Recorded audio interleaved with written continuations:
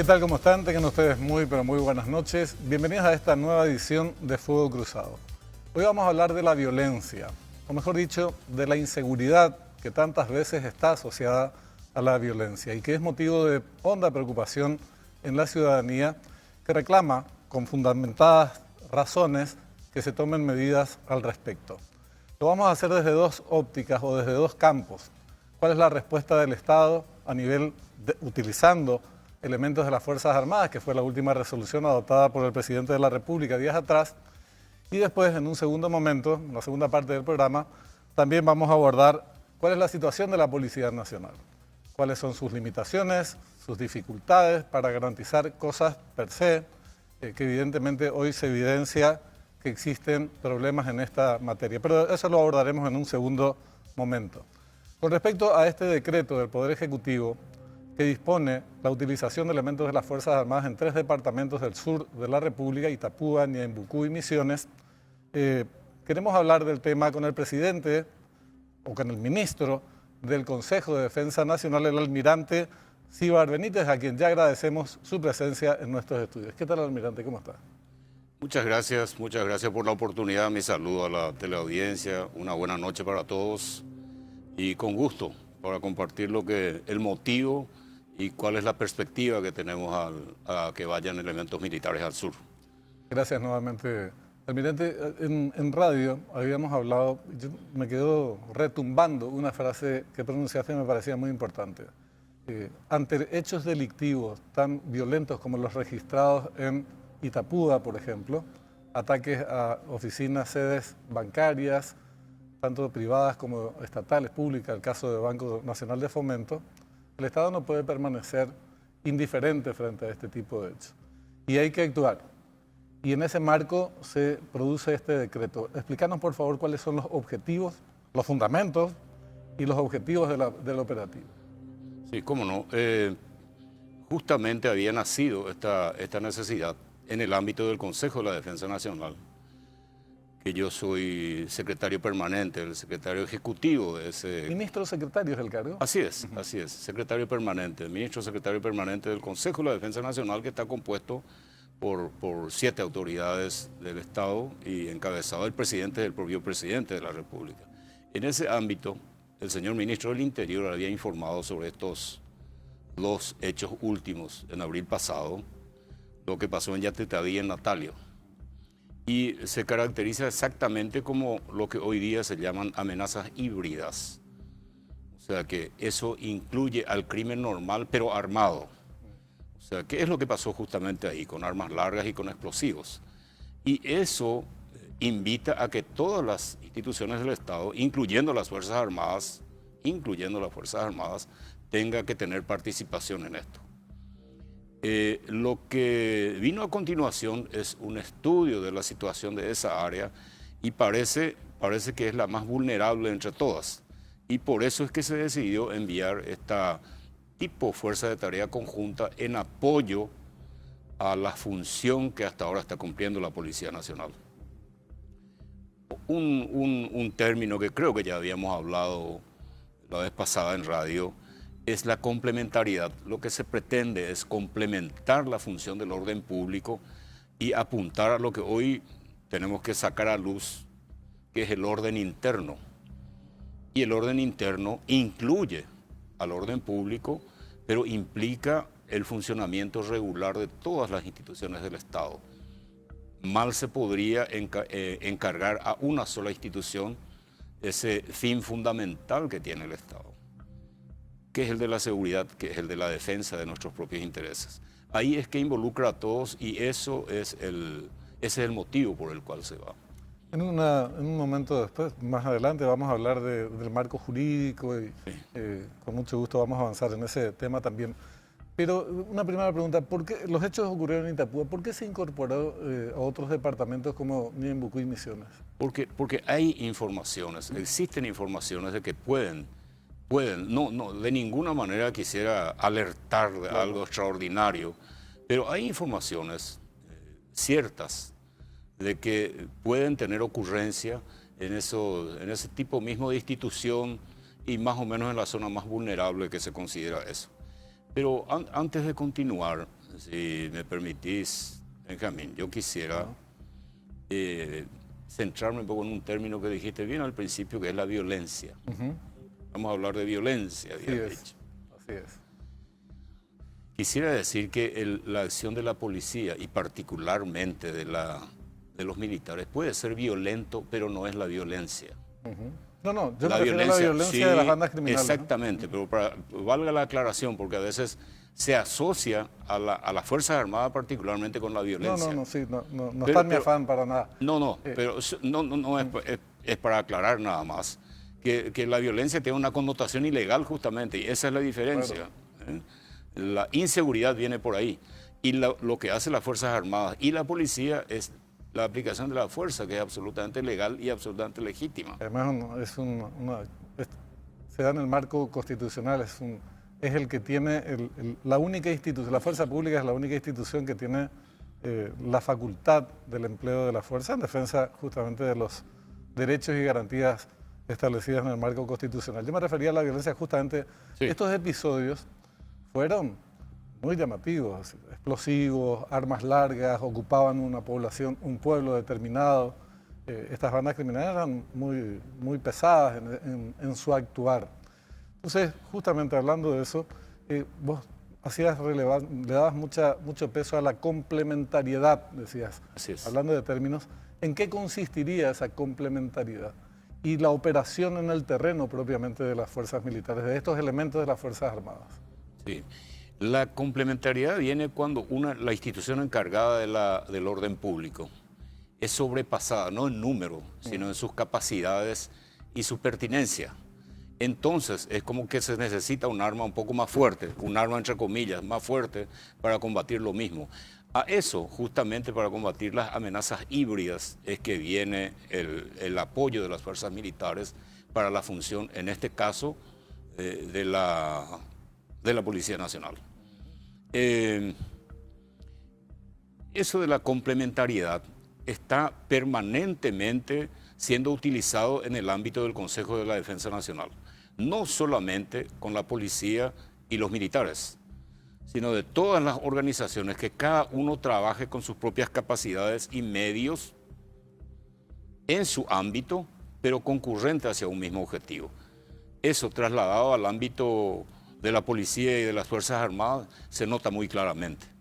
Como pasó en el operativo tan bien hecho que fue Veneracio, que actuaron conjuntamente, complementariamente, ambas instituciones, la policía y las Fuerzas Armadas, y también la Fiscalía, y también los periodistas que estuvieron complementando el propósito que se tenía en ese momento, que era el control de la cárcel. ¿Cuándo se pondría en marcha este operativo en particular? Y entiendo que no tiene extensión en el tiempo. ¿Y cuándo se daría por culminada la misión? Muy bien, efectivamente, no tiene tiempo. Iniciaría muy pronto, yo creo que la próxima semana, con un destacamento precursor que vaya a mirar bien cómo es.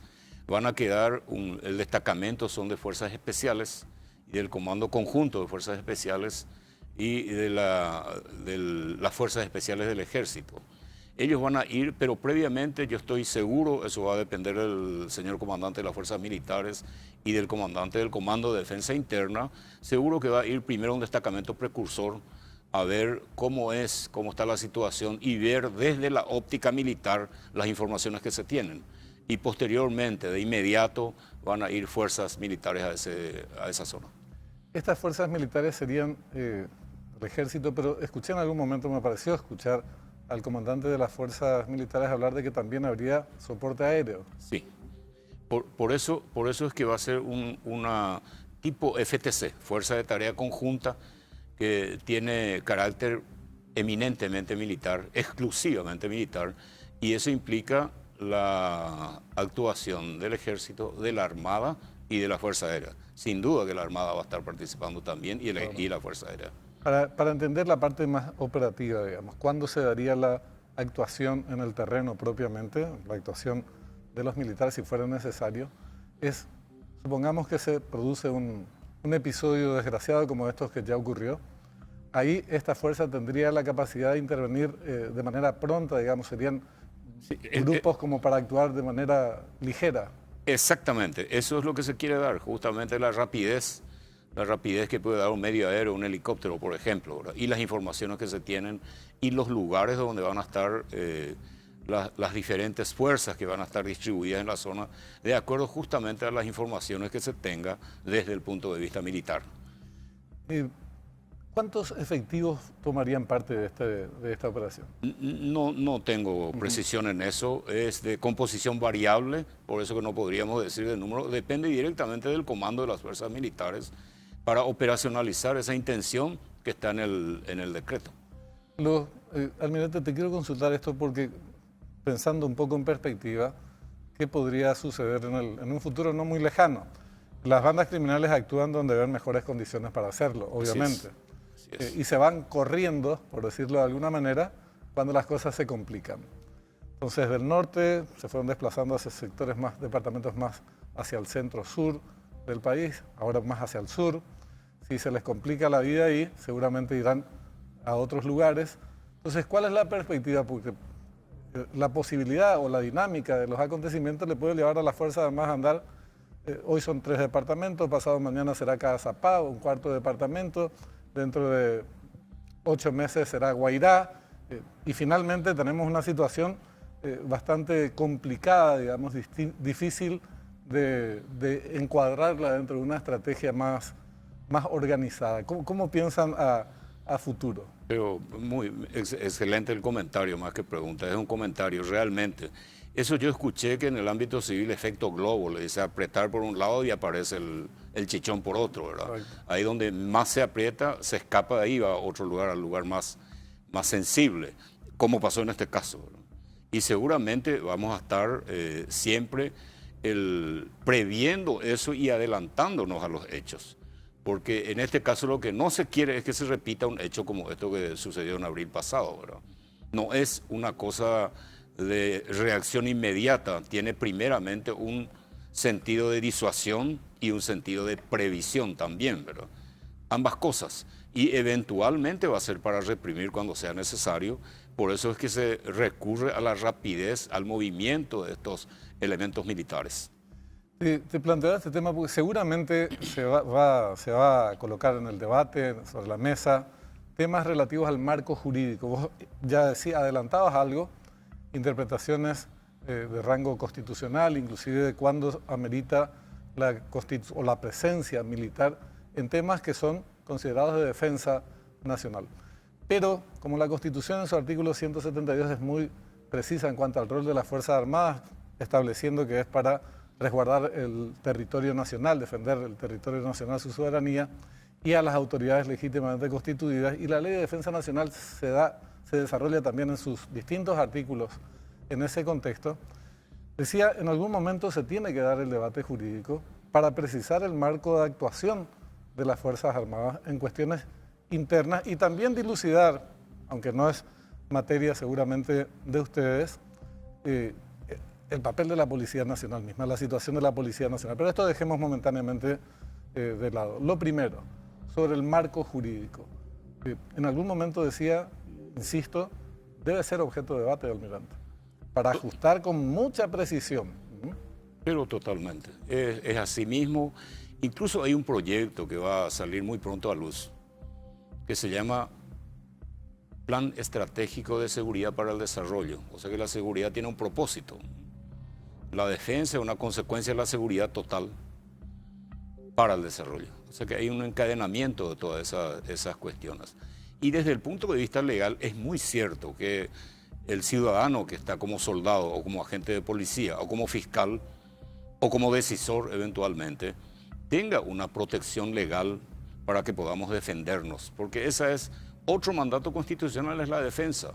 El señor presidente de la República no solo se le permite hacer eso, sino está obligado a hacer acciones de defensa. Igual que las Fuerzas Armadas, ¿verdad? Dirigido siempre por el comandante en jefe. Pero esa cuestión de las amenazas híbridas, si uno se pone a leer la literatura de varios países, dan cuenta de que realmente el crimen organizado transnacional tiene 3 objetivos. Primero, controlar el territorio. Ahí ya va en contra, sí. ya da pie para que actúen las Fuerzas Armadas. Segundo, hacerse cargo del negocio sucio de ese lugar. Y tercero, ir creciendo en esa zona de influencia.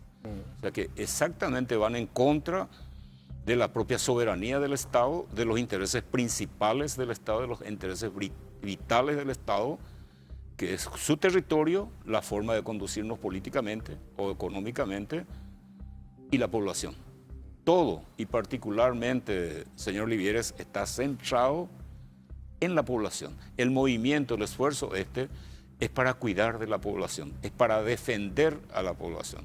Y en ese sentido no debería haber ningún empacho en utilizar las Fuerzas Armadas, porque tendría que ser un motivo de tranquilidad a la ciudadanía honesta, a la ciudadanía legal y general, que es la inmensa mayoría. Y es para proteger a ese territorio, a ese gobierno y a esa población, es que van las Fuerzas Armadas. Ese es el propósito fundamental. Y reitero, el acompañamiento de la legalidad es fundamental. Y previo al decreto, hubo muchísima discusión en el más alto ámbito del Estado, para ver si cuadraba, porque cabe perfectamente y es absolutamente constitucional. Si bien dice una cosa, lo otro también es constitucional. Y esas leyes, la ley de defensa y seguridad interna y además la 5036, que incluye a la defensa interior del Estado, también da pie a que se usen las Fuerzas Armadas. Yo creo que no hay discusión, por lo menos nadie se atreve a plantear si por ahí piensa, tiene una opinión contraria a la participación en estos hechos de elementos de las Fuerzas Armadas. Porque lo fundamental es que la gente tenga un marco de seguridad básico, mínimo, como para desarrollar su vida con la mayor normalidad posible. No se puede vivir en el marco de la incertidumbre de que te puede explotar un bombazo en cualquier momento, ¿verdad? O que una banda criminal ocupa tu pueblo y pueda hacer lo que ella hizo o cosas incluso peores. Entonces, el respaldo a toda medida que apunta a contrarrestar el accionar de estas bandas criminales y de hacer posible erradicar ese tipo de actuación, por lo menos limitar mucho, desde luego que tiene que ser objeto de apoyo. Pero la cuestión jurídica me parece importante, porque es cierto lo que planteas con respecto a las facultades del presidente de la República, pero no va a faltar quien te diga, bueno, pero para eso existen los resortes como el estado de excepción, que sí, efectivamente, en una situación de conmoción interna o de inseguridad muy generalizada, manifiesta, entonces se pueden utilizar en ese marco constitucional. Pero lo que yo planteaba me parece que va más allá de eso. No podemos vivir de estado de excepción en estado de excepción tampoco, ¿verdad? Porque eso implica la limitación de ciertas garantías constitucionales para los pobladores a quienes se quiere defender y proteger. Pero tiene que haber algún debate sobre la participación en tiempos de paz de las Fuerzas Armadas. La intervención, el rol de las Fuerzas Armadas o de parte de las Fuerzas Armadas, de unidades de las Fuerzas Armadas en tiempos de paz. Y esto me parece que alrededor de eso debería generar una discusión mucho más práctica y productiva. Pero yo agradezco mucho que tengamos estas oportunidades de hablar no solamente de lo que pasa ahora en el sur de la región oriental, sino en líneas generales de la función de las Fuerzas Armadas. Las Fuerzas Armadas no están para hacer la guerra, están para lograr mejor condición de paz. Ese es el fin. O sea que si fuera la guerra por sí misma, nomás no tendría objeto. Es para tener una mejor condición de paz. El fin del uso de las Fuerzas Armadas para una mejor condición de paz. El medio es diferente, ¿verdad? Pero es una herramienta necesaria para todo el Estado nuestro, y sobre todo para el Paraguay, que tenemos una carga histórica tan pesada en ese sentido, en el sentido del compromiso, y tan única en el sentido que nos parecemos todos, don Benjamín, siempre nos parecemos todos y tenemos que defendernos. Si hay algo que no podemos negar, un principio fundamental, es que nadie puede negarnos defendernos nosotros mismos.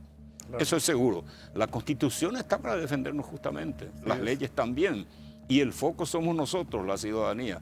Y en ese vagón está las Fuerzas Armadas también, con la posibilidad del uso de las armas letales. Bueno, almirante, el tema de la formación. Por eso yo creo que este es un tema que hay que pensarlo en perspectiva, no solamente la respuesta a un hecho coyuntural, digamos que... Totalmente, es así. El tema es que en función al futuro también hay que proyectar la actuación de estas unidades. Digo la formación porque la formación militar es para el uso de esas fuerzas. Así es. Y de esas armas letales. Así ¿verdad? es, sí. Y ahí sí hay diferencias con la seguridad interna, con cuestiones de orden público, por ejemplo, que en las Fuerzas Armadas no es esa su tarea, ni intervenir en conflictos sociales, Claro. manifestaciones callejeras, no es ese su papel. Entonces, cuando interviene con armas que son letales, efectivamente. Pero no haría falta una capacitación específica, precisa, de ciertas unidades de las Fuerzas Armadas, pensando justamente en perspectiva de que estos hechos se sigan sucediendo, porque esto no se erradica de la noche a la mañana. Es un flagelo que recorre toda América Latina. El narcotráfico, por ejemplo, el combate al narcotráfico, que la CENAC con su organismo reducido y sus propios problemas internos, la Policía Nacional evidentemente no son suficientes para responder a ese tipo de problemas. Entonces hay que proyectar esta cuestión también, o habría que hacerlo, ¿verdad? Sí, sí, es una opción. Yo personalmente creo que la polivalencia disminuye un poco el carácter de cada una de las instituciones. Yo optaría más bien por usar de acuerdo a las necesidades que tenemos, ¿verdad? Porque estamos en esa disyuntiva. Legalmente en toda la región, en toda la subregión estamos en esa disyuntiva. Como que la amenaza creció más. ¿Qué hacemos? Le tenemos a los militares como queremos en los cuarteles y armamos a la policía, que es justamente el hecho que hace que la gente tema, entre comillas, de los militares afuera. Sino, yo creo personalmente que hay que mantener las capacidades de la policía tal como están. ¿Quién no quiere una buena y eficaz policía? Sí. Que siga con eso, con el orden público. Y eventualmente que se use esta otra institución que también está para lo mismo. La naturaleza de las Fuerzas Armadas siempre tienen que permanecer tal como son. Creo yo, y probablemente es lo más económico, entre comillas, y lo más justo para nuestro país. El tema está en la coordinación y en la complementariedad hacia un mismo objetivo. Creo yo, eso no quita que se tenga que estudiar esa fuerza híbrida como tienen los argentinos, por ejemplo, con la gendarmería, los carabinieri de Italia también. Siempre hay una... ¿En Chile mismo? ¿Cómo es Chile? En Chile los carabineros, pero ellos dependían del Ministerio de Defensa y entonces tenían un carácter también militar. Pero ahora dependen, creo que del ministro del Interior o del ministro de Seguridad. Salieron de las Fuerzas Armadas. Y es una fuerza híbrida con formación militar, pero que actúa en la defensa interna. También estas cuestiones conceptuales. Es necesario que tengamos en cuenta, ¿verdad? Porque al no estar conteste con esa conceptualización, con lo que significa cada concepto, se cometen equívocos en el nivel operacional. Entonces, aclarar un poco. Por ejemplo, la seguridad interna es legal, está en la Constitución, todo, ¿verdad? Pero la seguridad, en primer lugar, no es exclusivamente interna ni exclusivamente externa. La seguridad es una condición con defensas internas y defensas externas, en todo caso, ¿verdad? Por eso es que hablamos de una acción o prevención, que es la defensa, no solamente de las Fuerzas Armadas, la defensa de nuestros intereses y la consecuencia de la seguridad. Aquí en esta defensa está la acción de la policía con su defensa pública también, ¿verdad? Con el orden público. Es un acto de defensa de nuestros intereses. Y la consecuencia es la seguridad. Lastimosamente, estamos convencidos a veces que la defensa es de los militares y la seguridad de la policía.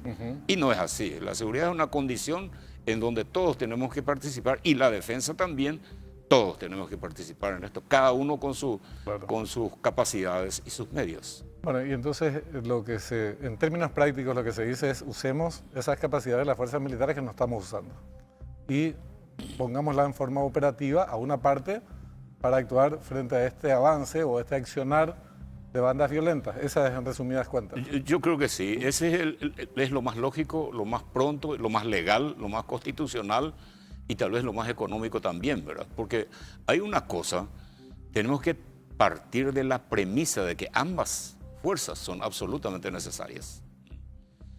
Lo de las Fuerzas Armadas y su condición de usar armas letales mayores es una necesidad y va a ser una necesidad siempre. Y tienen que estar en esa condición, y las Fuerzas Armadas no se forman en una semana o en 2 años. Es una cuestión de carácter, una formación muy diferente a cualquier otra institución. Y ser policía también requiere un montón de tiempo para tener esa condición de estar convencido de lo que uno hace.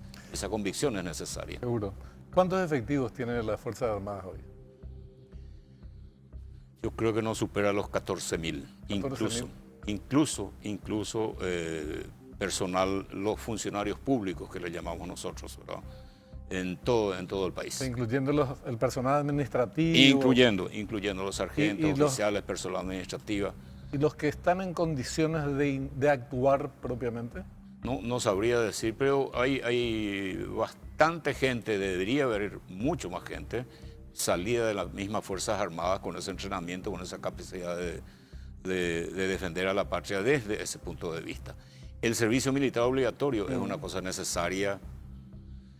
La gente también confunde un poco que el servicio militar obligatorio le va a corregir al jovencito para que sea un hombre. Y eso no es así, ¿verdad? Claro que no. El propósito del servicio militar obligatorio es preparar al ciudadano para la eventual defensa armada de la patria. Y eso hay que decirlo con todas las letras, ¿verdad? Sin temor alguno, ¿verdad? Ahora lo que adicionalmente concede es otra cosa, pero ese no es el propósito del servicio militar obligatorio. El servicio militar obligatorio prepara las reservas para llenar los cuadros de las Fuerzas Armadas en un eventual caso de defensa armada de la patria. Esto se va a extender. Ahora mismo pueden ser movilizadas las reservas eventualmente cuando hay un caso de desastre natural, por ejemplo, ¿verdad?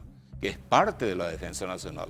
El Ministerio de Defensa Nacional tiene una superdirección que se llama Defensa Civil, que es para uso del elemento militar en defensa contra amenazas que no son militares. En el caso de inundaciones que son relativamente habituales en nuestro país cada tanto tiempo, ¿ya han participado elementos de las Fuerzas Armadas? Siempre han participado, incluso en lo que se llamaba ayuda social o algo así, acción social de las Fuerzas Armadas. Los buques que normalmente van por los ríos a llevar a los lugares más alejados asistencia para cuando hay inundaciones o médicos que van allá, siempre están en eso las Fuerzas Armadas también.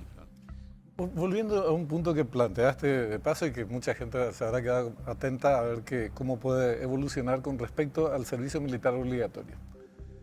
Que se mantuvo la figura, pero se la vació de contenido en términos prácticos, ¿verdad? Sí. Es obligatorio, pero no es obligatorio. Así mismo. Entonces, en la práctica se eliminó el servicio militar obligatorio, en términos concretos, digo, en cuanto a sus efectos. ¿Esto se replantearía, almirante, en algún momento, crees? Ojalá que sí, es una preocupación, a mí me consta, es una preocupación permanente en el ámbito del Ministerio de Defensa y de las Fuerzas Militares. Ahora mismo tenemos cupo para, creo que hasta cerca de 4.000 por año. Y la cantidad de jóvenes paraguayos que cada año cumple 18 años es aproximadamente entre 68 y 70.000 jóvenes. Hace más o menos 8 años yo fui testigo de un estudio formal estadístico y eran 68.000 jóvenes que cada año cumplían. Y de esos 68.000, solamente el 5% se acerca a enrolarse, a decir yo estoy dispuesto a cumplir con el servicio militar, y no son todos. Y 2,5 o 3% son los objetores de conciencia. O sea que son 7% y el resto ni se pronuncia. Y el resto ni una ni otra cosa, ¿verdad? Y hay que entender eso como un problema social también, porque al tener 18 años o 17 años, el joven está más preocupado en seguir en su trabajo o entrar a la facultad o hacer un examen para ingreso a la facultad para un nivel terciario, ¿verdad? Y eso está en esa disyuntiva. Y como existe esa posibilidad de no cumplir, entonces optan por eso, ¿verdad? En ese 82% que hay acá, que no, ni uno ni lo otro, hay gente muy buena, hijos, pero que pretenden estudiar o necesitan trabajar y están ahí. Es un tema que debe estudiarse, incluirle a todos a todos los ministerios, al público en general, a ver si qué se hace. Porque el joven de 16 años de hoy ya no es de los jovencitos de 16 años de hace 25 o 30 años, ¿verdad? Sí es. Hoy día están mucho más maduros, mucho más físicamente, psíquicamente, en todo Ahora, sentido. si se replantea el debate sobre el servicio militar obligatorio para que efectivamente se cumpla, también habrá que replantear el modelo de servicio militar obligatorio. Es cierto. Para hacerlo compatible con eso que hoy tiene como prioridad la juventud, que es trabajar, estudiar, ayudar a sostener la familia, es decir, actualizar y reformular todo lo que sea necesario para compatibilizar los conocimientos, como para hacer esa conscripción y tener conocimientos básicos por si fueran necesarios, con sus propias responsabilidades personales, que hoy también las tienen un poco más tempraneramente, ¿verdad? Así mismo. Para cerrar, no cerramos nada del tema, obviamente vamos a seguir conversando en los próximos días y semanas. Ahora entonces, en estos días se va a poner en marcha esta operación. No tiene duración en el tiempo, pero ¿cuáles serían las condiciones que debe reunirse para decir hasta acá llegamos? Muy bien. La condición final es que vuelva a la normalidad, a la tranquilidad y a esa sensación de seguridad la zona de Santera. Por eso es que no tiene tiempo, no podemos decir esto vamos a lograr en tanto tiempo, ¿verdad? Ojalá que cuanto antes sea mejor, ¿verdad? Otro detalle, no se va a tocar la FTC del Norte. No se va a tocar, ese es un problema diferente. La naturaleza de esta FTC, si se puede llamar así, si así lo bautizan el comandante de Fuerzas Militares y el del CODI, entonces va a ser con otro sentido. No es que vamos a tener militares por la calle por todos lados haciendo control de aquí y allá, ¿verdad? Sino va a ser otra vez en cooperación, o más que cooperación, en complementariedad con la función de la policía. Tan pronto como vuelva a la normalidad todo, cuando se tenga informaciones ciertas de que está más tranquilo, entonces sí se ha de levantar aquello. Pero de momento no, y eso va a ser tan pronto. Y reitero que seguramente va a ir un destacamento primero inmediatamente, para ver un poco las informaciones que se tienen desde el punto de vista militar. Ministro, muchísimas gracias por tu tiempo. Gracias, señor Rivieres, muchísimas gracias por la oportunidad y esta oportunidad de contar lo que está pasando en el sur y también tener la oportunidad de debatir estos temas tan importantes para nosotros. Un gusto y lo seguiremos haciendo. Un gusto, señor. Ibar Benítez, almirante, es ministro del Consejo Nacional de Defensa y un tema por demás importante. Hacemos la pausa, después a la vuelta ya seguiremos con el tema de la violencia que generan o practican organizaciones criminales en nuestro país, ligado al tema de la inseguridad, obviamente, que instala y genera tanta incertidumbre en la población, pero lo haremos desde el capítulo Policía Nacional. Ya volvemos.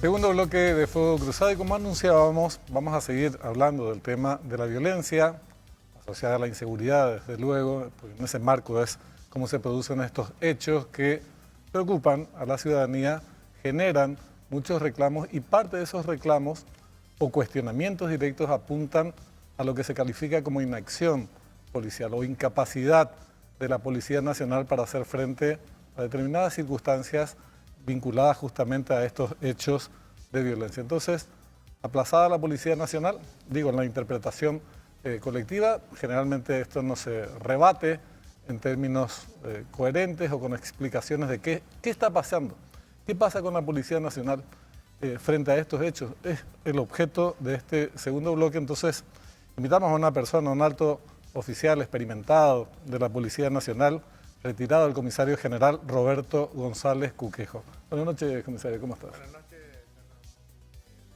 Un placer estar en tu programa y es un tema sumamente importante de ir tratando porque de este tema tiene mucho que ver la calidad de vida del ciudadano paraguayo. Así mismo. Y en la interpretación que está en la punta de la lengua de todo el mundo a la hora de opinar al respecto, incluyo al periodismo en su totalidad, es, bueno, intervienen las Fuerzas Armadas porque la Policía Nacional es un desastre. No puede con esta cuestión, es rebasada, tienen 3 policías en una localidad, 3 efectivos, viene un comando armado, hace lo que quiere, se va, entonces tienen que intervenir las Fuerzas Armadas. ¿Qué interpretación cuál es tu interpretación de estos hechos? Bueno, antes que nada es importante ir un poco a la historia para que podamos determinar con exactitud todos estos temas. La Constitución del año 92 crea la Policía Nacional y siempre hubo una resistencia de crear una institución nacional en materia de seguridad interna. Entonces se determina la Policía Nacional y se crea y se instala la Policía Nacional. Pero ¿se instala cómo? Con el presupuesto de la policía de la capital. Para todo el país. Para todo el país. Y fundamentalmente fue despojado de muchos elementos y muchos aspectos de la logística en diferentes partes del país. Es decir, se le dejó sin alojamiento, sin lugar. Entonces la Policía Nacional fue y se instaló bajo carpa, en casitas alquiladas, en comisarías muy precarias a nivel nacional. Y de esa manera se desarrolla la Policía Nacional. Y hasta más o menos el gobierno de Nicanor, que fue el que tomó el toro por las astas y comenzó a desarrollar y a aplicar algunas medidas importantes dentro de la institución, como crear 911, la montada, un montón de instituciones que hacían falta, se sacaron de diferentes, no teníamos presupuesto, entonces se sacaron de diferentes oficinas, vehículos, y se le entregó a la policía para su patrullera. Hasta que vino el gobierno el señor Lugo, que golpeó mucho a la institución desde el punto de vista operativo. Sí. La policía en el gobierno de Nicanor Duarte Fruto tenía el 72% de credibilidad pública. Está demostrable eso. Entonces,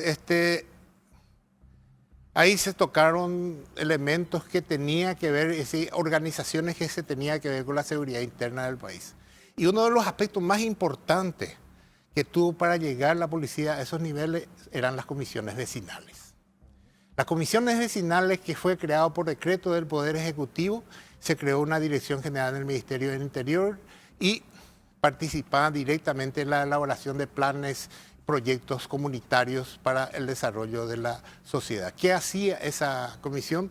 Cumplía 2 funciones. Uno, controlar la actividad de sus funcionarios dentro de su área de responsabilidad, y el que macaneaba, esa misma comisión los denunciaba y los sacaba.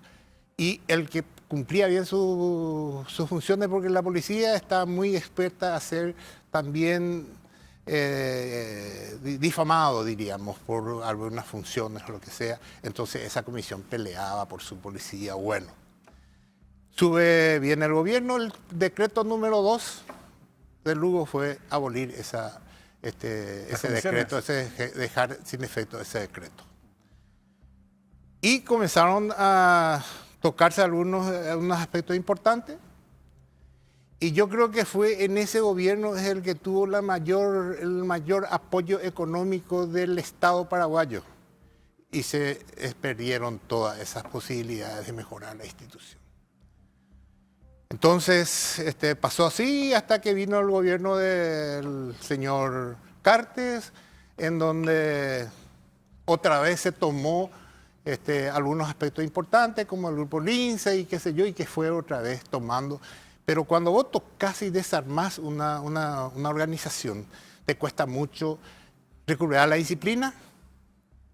La disciplina es la base fundamental del éxito institucional. Y ahora otra vez que se está desarrollando planes muy importantes para tener, porque el Paraguay tiene déficits de un poco más de la mitad de sus recursos humanos. Se requiere de 3.5 más o menos policía por cada 1.000 habitantes. Y nosotros tenemos 1.3. Si el doble no hace falta. Entonces, cuando vos tenés esa necesidad, vos necesitas de cómo hacer para suplir esa necesidad. Porque generar recursos humanos tiene mucho problema, es decir, necesita mucho tiempo. No es que vos le contratás a cualquiera, le pones ahí. Eso necesita por lo menos 3, 4 años para que te pueda ser útil en la función. Entonces tenés que enfocar en la parte técnica, científica. Porque si vos tenés una buena cobertura en los 3 elementos fundamentales de la policía, que es la prevención, la persecución de los hechos punibles y la inteligencia.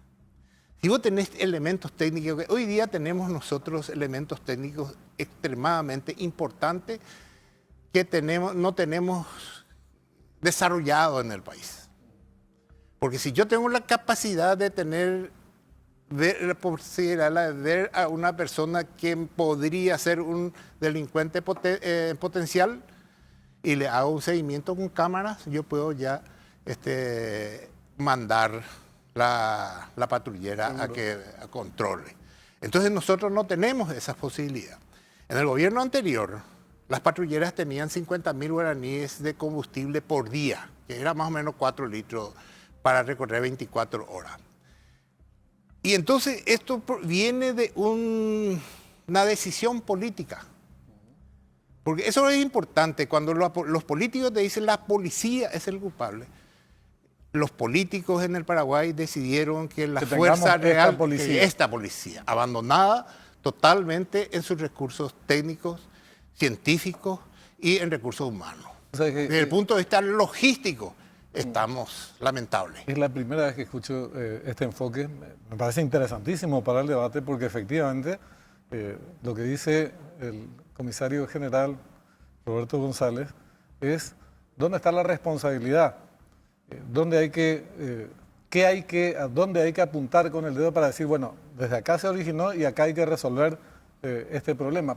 Pero yo no sé si es solamente una cuestión de personal o dónde ponerle énfasis, porque inclusive con estos nuevos datos de la población, que somos 6 millones de habitantes según el INE, harían falta alrededor de 20.000 efectivos policiales, 22.000 efectivos policiales, 24.000 efectivos policiales. Y estamos más o menos en esa nosotros necesitamos 60.000,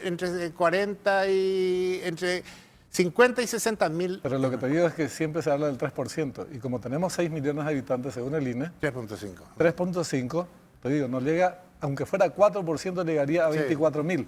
Pero es secundario. Lo que digo es que el tema es tener el diagnóstico de que esta Policía Nacional, en eso creo que hay coincidencia, no está en condiciones de hacer frente a situaciones como las que estamos viviendo. ¿Eso es así, comisario? No. La Policía Nacional está en condiciones y lo está haciendo. A ver. Vamos a hacer. Paraguay es uno de los países, porque cuando uno hace un análisis de seguridad interna o la seguridad en general, tenés que ir un poco al globalismo, a la globalización de la situación. Nosotros tenemos una globalización de crimen organizado muy fuerte. Estos ataques, porque al final el que nos asustó fueron estos ataques. Sí, estos ataques no son ataques que aparecieron de un día para otro dentro del territorio paraguayo. Estos ya vinieron ocurriendo desde hace bastante tiempo. ¿No? En otros departamentos. Sí, bueno. Entonces, lo importante es, bueno, ocurrió, no tendría que haber ocurrido, pero ocurrió. Falló la inteligencia.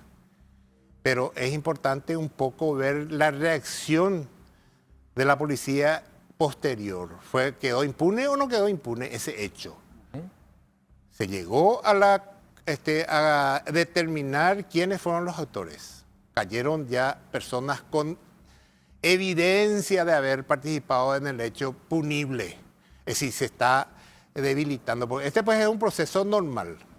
Cuando vos tenés más o menos en el país entre 30 a 40 mil delincuentes, de los cuales vos tenés 17, 18 mil adentro, vos tenés 12, 13 mil delincuentes que están recorriendo el país. Lo importante pues es saber un poco qué determinación tomamos con estos delincuentes que si vos sabés que están afuera van a realizar hechos punibles. Claro. Lo importante es saber, si por eso, analizar el contexto de la violencia. Y eso tiene que ver con el desarrollo social. Cuando vos tenés más o menos en el país 350, 370 mil personas, estamos hablando de 70, casi 70 mil familias más o menos debajo de la pobreza, con una situación cultural totalmente dañado y quien no tiene una expectativa de desarrollo en su vida, en el marco. Bueno, ¿ese es un problema policial o es un problema social, político? Social, claro. Bueno, entonces, si vos no atendés ese hecho, vos vas a seguir teniendo más delincuentes porque tu no es solamente un accionar represivo el que va a resolver el problema, no va a resolver, porque vos vas a seguir sumando esos hechos. Pero a este problema, porque cuando vos analizás un hecho, vos tenés que ver de dónde viene. ¿Hace cuántos años que nacieron estos chicos que hoy día están en la delincuencia? Estamos diciendo que hace 20 años, 15 sí, años, 20. Es decir, de ahí está viniendo todo ese proceso social, la evolución social. Y si vos no atendés que la gente aprenda a vivir en sociedad, porque ese es un aprendizaje que hace el hombre culturalmente desarrollándose, tiene que ir aprendiendo a convivir en sociedad. Porque ¿en serio?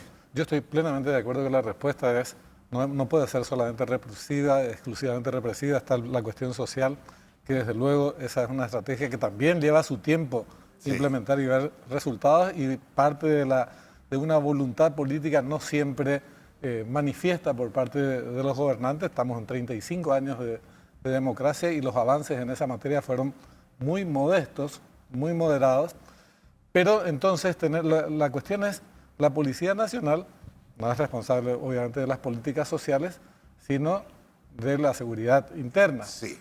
Y vos me decías que de manera consciente, no sé si consciente, pero como resultado de decisiones políticas se debilitó la policía.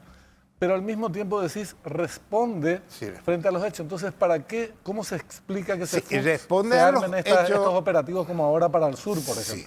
Responde a los hechos de acuerdo a su capacidad, porque el Paraguay es el país que tiene la solución, la más alta solución de los problemas violentos en el continente.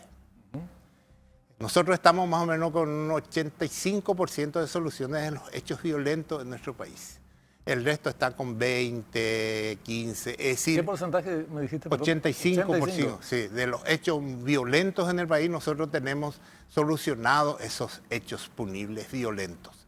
Cuando vos tenés en Colombia 20%, en México menos, en otros países estamos en media 30%.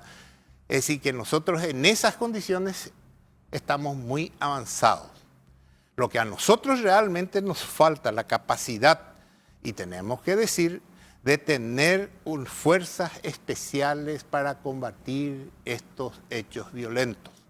Nosotros no tenemos fuerzas especiales de reacción rápida en las cabeceras departamentales, en donde cuando ocurra una necesidad de este tipo, tenga que tener la reacción entonces, fuerza. A ver si te sigo bien.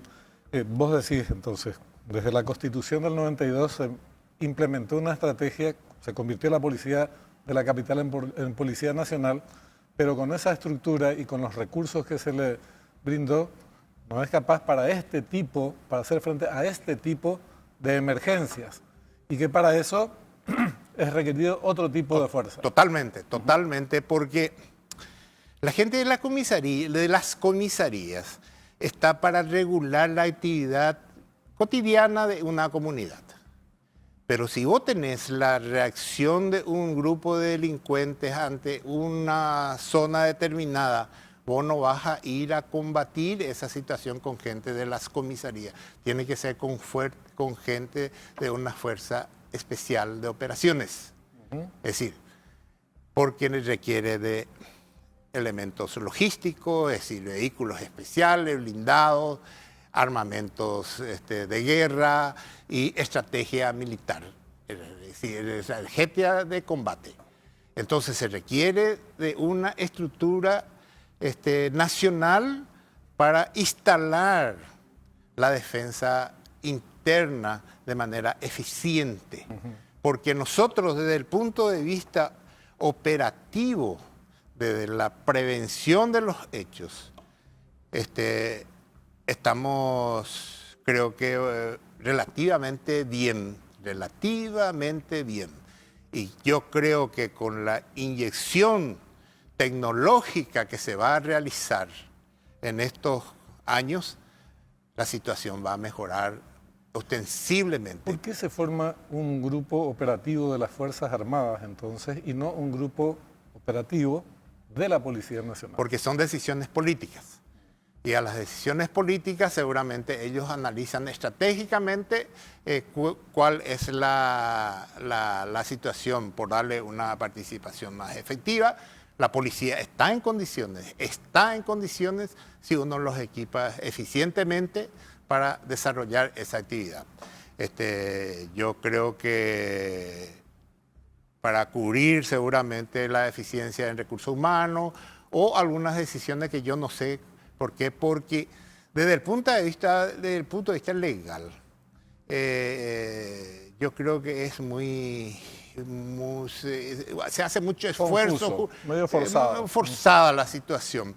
Pero también desde el punto de vista de la imagen que representa eso para el país, militarizar el país por problemas de inseguridad, no es sumamente agradable para la opinión yo creo general. Que en el discurso es erróneo cuando, como parte de la justificación, que en realidad, repito, cuando se trata de hacer frente a bandas criminales, hay que hacerla frente, no hay ninguna duda. Pero a veces se abusa en el discurso a la hora de intentar justificar porque se introduce el tema de la conmoción interna y no hay una situación de conmoción, felizmente. No, gracias a Dios.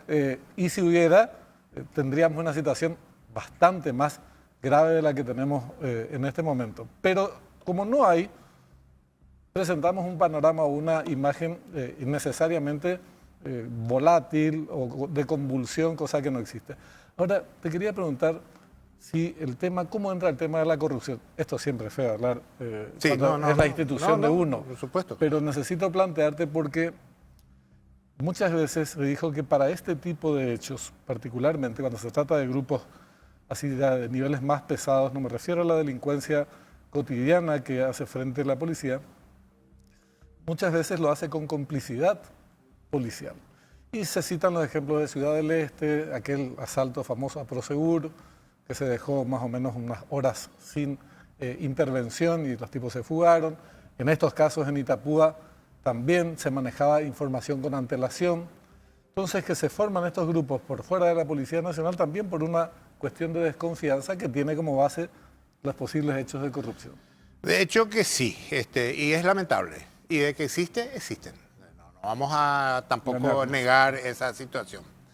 Pero lo que yo estoy seguro, la policía como institución sigue estando muy fortalecido. Es decir, desde el aparato institucional no existe una componenda de esa. Existen agentes individuales que operan de manera solitaria o en grupos pequeños o lo que sea. Pero institucionalmente tenemos la ventaja de que tenemos una institución sana. Es decir, el comando, el subcomandante, los directores generales son personas sumamente confiables. Y es una institución que jamás ha dejado de investigar o seguir un hecho de corrupción grave dentro de la institución. Se combate y seguramente falta algunos mecanismos algunos mecanismos importantes en en el control de los recursos personales, es decir, qué es lo que tiene cada uno y de dónde, que vaya explicando ¿Cuál es el origen y que vaya trabajando sobre ese tema. Pero la institución policial está sólida. ¿La GEO no es ese grupo especial? Sí es. Te pregunto, porque entonces, ¿no es este el grupo que tendría que intervenir en los distintos departamentos? Y sí, tendría que tener ubicados físicamente en cada departamento. Las fuerzas de operaciones deben estar instaladas en cada departamento. Vos no tenés tiempo de llegar al sur. Al menos si no tenés avión. ¿Están desplegadas a nivel país o no? No. Cada uno tiene arma un poquitito, un grupo pequeño, pero no está diseñado para esa reacción. Y eso hace falta, porque si uno quiere tener una reacción importante, tiene que tener esa capacidad de reacción. Y para eso se necesita, como te decía, un equipamiento especial, instrucciones especiales a personas que se dedican exclusivamente a ese menester. No tiene que estar trabajando en otra función policial, sino que desarrollar ese trabajo de comando para una necesidad de este tipo. Esto es en el caso de estas acciones liberadas por bandas criminales con las características que conocimos, fuimos testigos y realmente generó muchísima preocupación. Pero a la población diariamente, en realidad, más que esos hechos, le afectan los chespis, los ladrones en las paradas de colectivo que apuñaladas le matan a alguien. Esa violencia, que también tiene un origen social, como vos decís, o una explicación social de larga data, todo el tema del consumo de drogas, el microtráfico, es un capítulo muy, muy complicado. Y es verdad que en nuestro país, si tomamos en comparación la región, no sé, tal vez Uruguay, no sé cómo está, si estamos mejor, iguales. Igual estamos. Chile, pero el resto está bastante peor que nosotros. Chile está muy complicado. Pero si miramos para atrás, hoy estamos peor de lo que estábamos antes. No, lógico. Entonces, ahí es donde probablemente en eso se basa el deterioro de la imagen de la Policía Nacional. Sí. Más que en los hechos grandes, Proseguro o el asalto a un banco en particular.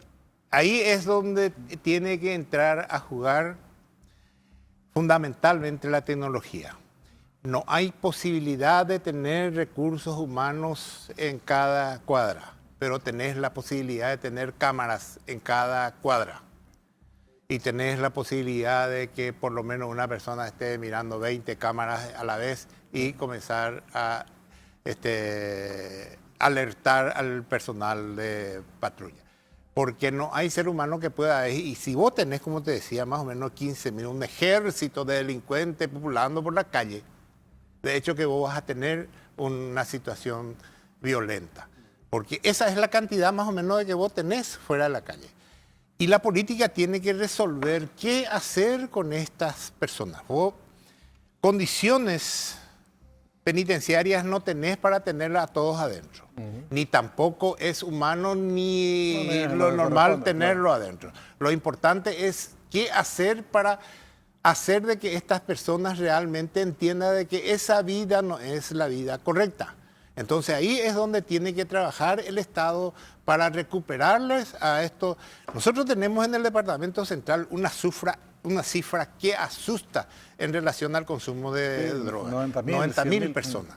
Y el 10% de eso nomás que te esté todos los días jodiendo en la ciudad. Es una sumamente importante. Y eso no tiene la solución la policía. Eso tiene que tener la solución la política.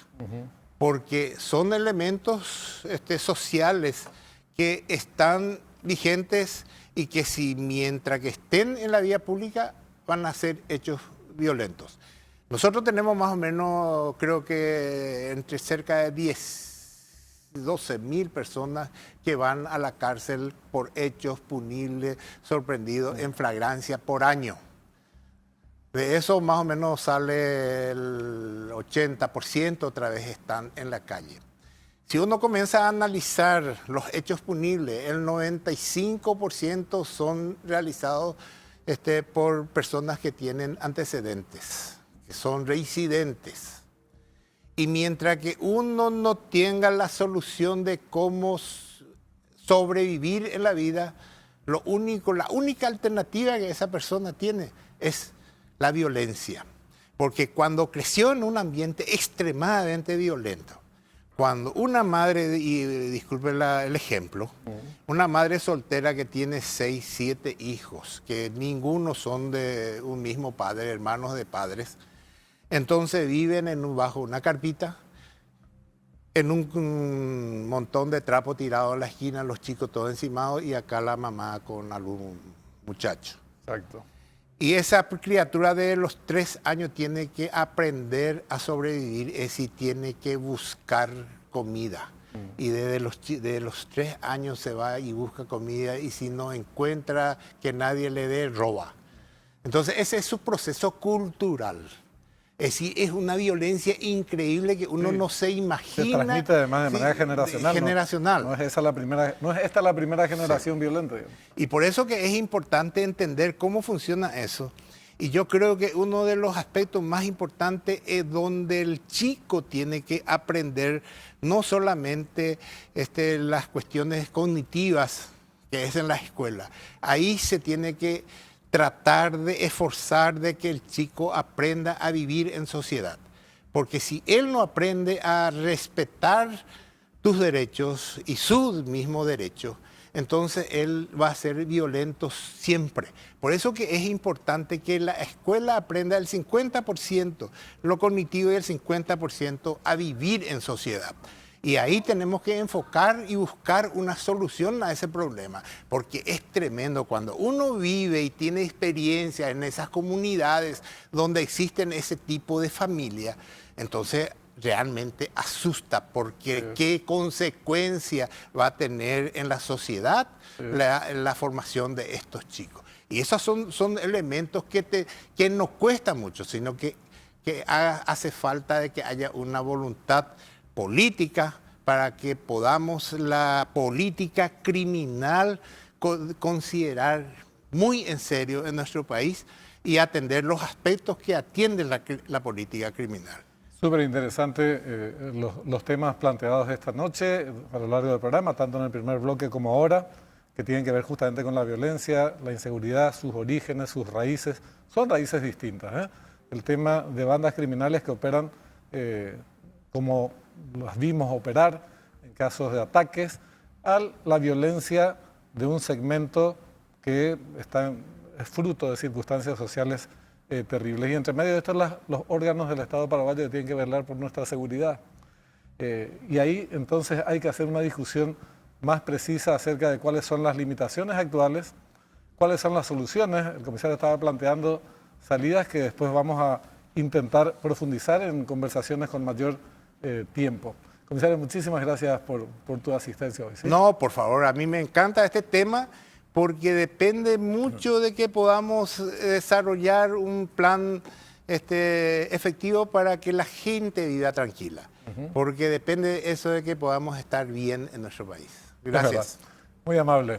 Antes de irnos, una recomendación, un consejo. Si querés viajar, hacer ese curso de fotografía, comprarte un nuevo celular, celebrar tu cumpleaños o boda a lo grande, para eso que tanto querés, estamos. Aprovechá y solicita un préstamo en Basa con cuotas desde guaraníes 35.000 por millón, con un desembolso mínimo de 5 millones de guaraníes y un plazo de 48 meses.